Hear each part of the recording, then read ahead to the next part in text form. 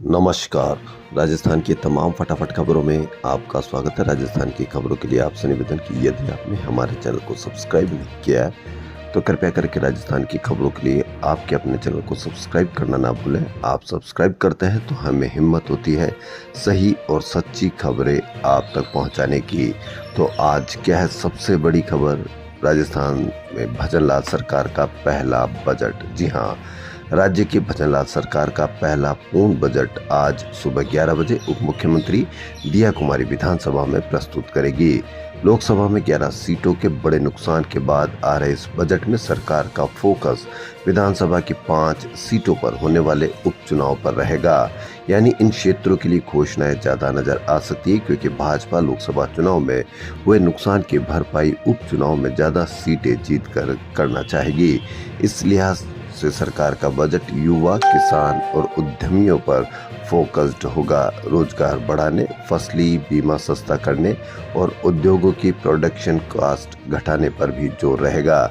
लेकिन देखना यह है कि क्या होता है इस बजट में, कितने रोजगार का सृजन होता है, कितने उद्योगों को बुलाने पर या बढ़ावा देने पर उनके लिए योजनाएं होगी, कितना सोलर प्लांट पर काम होगा। देखते हैं अब 11 बजे के बाद क्या होगा राजस्थान के पूर्ण बजट में। राजस्थान के 17 जिले एमडी ड्रग्स की चपेट में, ये चौंकाने और चिंता में डालने वाले खुलासे जोधपुर कमिश्नरेट द्वारा तैयार एक रिपोर्ट में किया गया है। इस रिपोर्ट में 5 संवेदनशील जिले ऐसे हैं जो पाकिस्तान से सटे हुए हैं। पुलिस ने ड्रग, इसके रॉ मटेरियल व उपकरणों को पहचानने की दिशा में रिसर्च कर रिपोर्ट तैयार की है। इस उपलब्धि को देख अब जोधपुर कमिश्नरेट पुलिस को ही जिम्मा सौंपा है कि वह प्रदेश भर की पुलिस को सिखाए। यानी राजस्थान के 17 जिले एमडी ड्रग की चपेट में, इसमें जयपुर सहित सीमा से सटे 5 जिले भी। अभी भी वक्त है, आपको जिनका डर दिखाया जाता उनके बजाय आप ड्रग्स की इनकी चपेट में आने वाले अपने भविष्य को सुधारें, बचाएं। आईआईटी जोधपुर में अब अंग्रेजी के साथ ही हिंदी भाषा में बीटेक किया जा सकेगा। हिंदी में कोर्स की लॉन्चिंग की जा चुकी है। जेईई एडवांस की काउंसलिंग के आधार पर छात्रों को एडमिशन दिया जाएगा। छात्रों के पास अब अंग्रेजी के साथ साथ हिंदी भाषा का भी ऑप्शन होगा।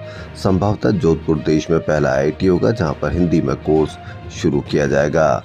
संस्थान की सीनेट ने 26 जून 2024 को आयोजित 38वीं बैठक में अभिशासक मंडल ने 28 जून 2024 को आयोजित बैठक के दौरान मंजूरी प्रदान की। आईआईटी करने वाले छात्र ज्यादातर विदेशों में, देशों में बड़े पदों पर रहते हैं, जहां पूरे देश में एक कॉमन भाषा अंग्रेजी भाषा है जिसमें सभी को कोई दिक्कत नहीं होती। अब हिंदी में भाषा शुरू करने पर, हिंदी में कोर्स शुरू करने पर क्या हिंदी में किए हुए पास आउट बच्चों को वापस अंग्रेजी सीखनी पड़ेगी या सिर्फ हिंदी में कोर्स होगा? तो ये भी उन्हें हिंदी में इजी होगा, आसान होगा अपना कैरियर बनाने में।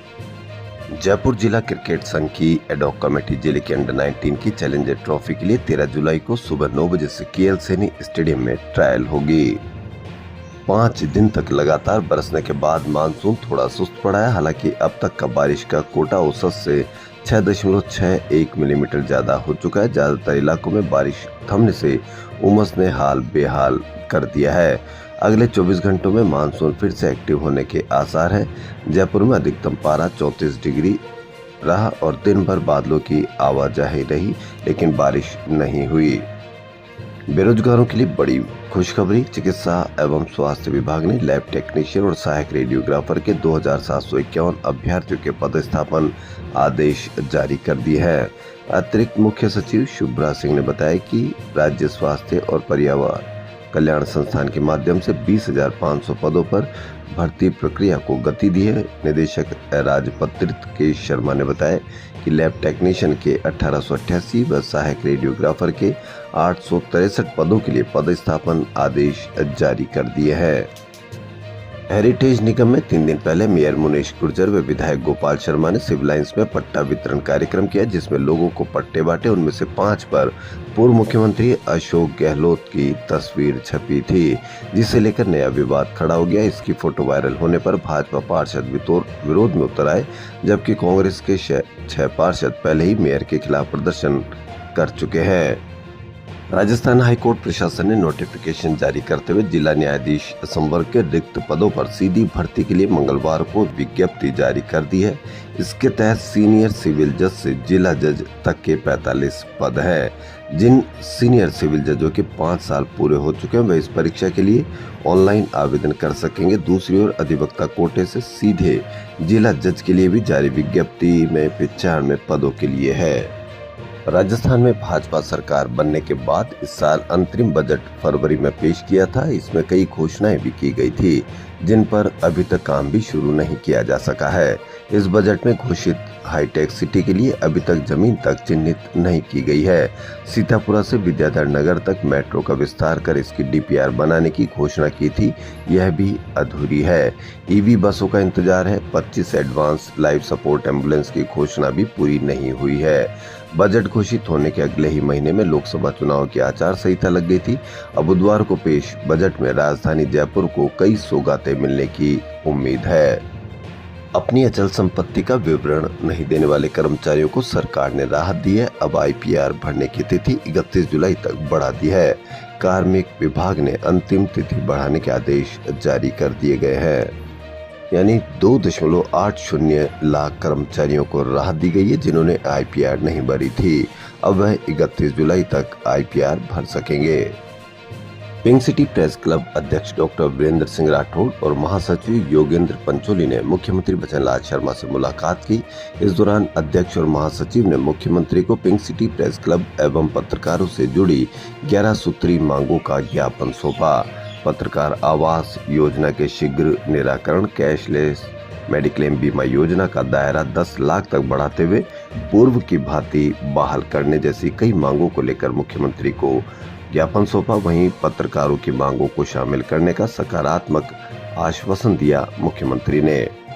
पूर्व सीएम अशोक गहलोत ने कहा कि हमारी सरकार के दौरान राजस्थान को स्वास्थ्य सुविधाओं में मॉडल स्टेट बनाने का काम प्राथमिकता पर रहा है। जयपुर के शास्त्री नगर स्थित RUHS college of dental science का मैंने दौरा किया तो इसकी स्थिति काफी चिंताजनक लगी।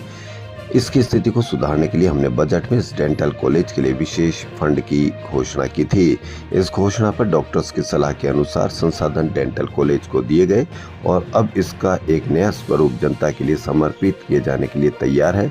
मुझे जानकारी मिली कि डेंटल कॉलेज के इस नए रूप को देखकर वहां के विद्यार्थी, फैकल्टी मेंबर्स, डॉक्टर्स एवं पूरे स्टाफ में भी खुशी का माहौल है। मैं आशा करता हूं कि हमारी सरकार के दौरान शुरू किए गए स्वास्थ्य विभाग के प्रोजेक्ट्स को आगे बढ़ाया जाएगा। कांग्रेस विधायक दल की बैठक में पीसीसी चीफ गोविंद सिंह डोटासरा ने सरकार पर हमला बोला। उन्होंने कहा कि मंत्रियों को उनकी मंशा के अनुसार इस सरकार में ऐसे तक नहीं लगाए गए। अपनी मर्जी से लगाए गए ऐसे मंत्रियों की जासूसी कर रहे हैं। मंत्री फाइल पर क्या लिख रहे हैं इसकी सूचना दिल्ली और CS तक जा रही है। ये प्रदेश का अपमान है। इसको लेकर विधानसभा के बजट सत्र में कांग्रेस भाजपा सरकार को घेरेगी। डोटासरा और नेता प्रतिपक्ष टीकाराम जूली ने राज्य सरकार पर जमकर हमला बोला। दोनों ने वित्तीय और प्रशासनिक स्वीकृति के बावजूद काम रोकने का आरोप लगाया। सरकार के कामकाज पर सवाल उठाते हुए जूली ने कहा कि सरकार के कई काम कथनी और करनी में अंतर दिखा रहे हैं। कल यानी आज बजट आ रहा है, हम भी अच्छे काम की तारीफ करना चाहते हैं, लेकिन सरकार अच्छा काम तो करे। अभी तक पिछले लेखानुदान की घोषणा ही पूरी नहीं की गई है। बीजेपी के संकल्प पत्र के वादों को भी सरकार पूरे नहीं कर रही। डीजल पेट्रोल के दामों को हरियाणा के बराबर करने की बात कही थी, उस पर भी सरकार खरी नहीं उतरी। डोटासरा ने कहा कि RSS के NGO विद्या भारती की स्कूल पिछले दिनों बंद हो गई। उन स्कूलों को सरकारी क्षेत्र में इंग्लिश मीडियम स्कूल खुलने से नुकसान हुआ, लिहाजा बीजेपी की सरकार पिछले अंग्रेजी मीडियम स्कूलों को पीछे पड़ी है, यानी बंद करने की कगार पर है।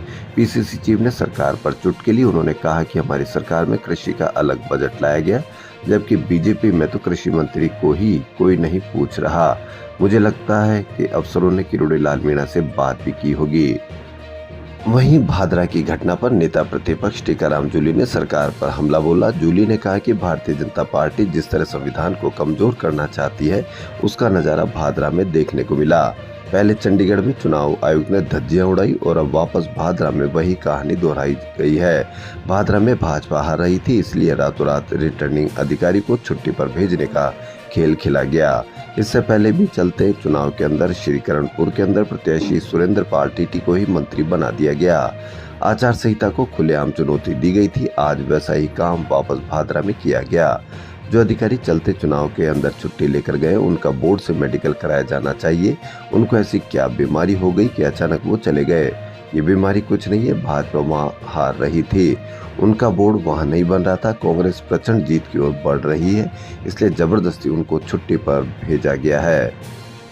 नए जिलों के रिव्यू करने के बाद या रिव्यू होने की खबरों के बाद पूर्व उप मुख्य सचेतक महेंद्र चौधरी ने मुख्यमंत्री भजनलाल शर्मा को पत्र लिखकर नवगठित जिला कुचामन को यथावत रखने की मांग रखी है। चौधरी ने लिखा कि कुचामन की जनता को काम के लिए 100 किलोमीटर दूर नागौर जाना पड़ता है। अब देखना यह है कि इसी तरह की मांग कई अन्य जिलों से भी, जो नए जिले बनाए गए थे, वहां से भी आ सकती है। तो इसके लिए जहां नए जिले बनाने का बंद किया जाएगा, वहां से विरोध होगा और नए जिले बनाने को लेकर अब क्या खबर आती है, इस पर भी देखना बाकी है। झोटवाड़ा परियोजना के आंगनबाड़ी केंद्र पर मंगलवार को बीड खातीपुरा प्रथम महात्मा गांधी राजकीय माध्यमिक विद्यालय का प्रवेश उत्सव और विदाई समारोह का कार्यक्रम आयोजित किया गया। महिला एवं बाल विकास शासन सचिव डॉक्टर मोहनलाल यादव और निदेशक समेकित बाल विकास सेवाएं ओपी बुनकर के मुख्य आतिथ्य में हुए कार्यक्रम में 5 महिलाओं की गोद भराई भी की गई। उल्लेखनीय है कि राजस्थान में इस तरह का ये पहला कार्यक्रम है जहां 6 वर्ष की आयु पूर्ण करने वाले 13 बच्चों को ECCE प्रमाण पत्र भी दिया गया। आंगनबाड़ी केंद्र के 6 वर्ष की आयु पूर्ण होने वाले बच्चों का विदाई समारोह एक उत्सव के रूप में मनाया गया। वहीं आंगनबाड़ी केंद्र पर नवीन प्रवेश वाले 11 बच्चों को माला पहनाकर स्वागत किया गया। राजस्थान की खबरों फिलहाल इतना ही। यदि आपको राजस्थान की खबरें पसंद आ रही है तो आपके अपने चैनल को सब्सक्राइब करना ना भूलें। धन्यवाद।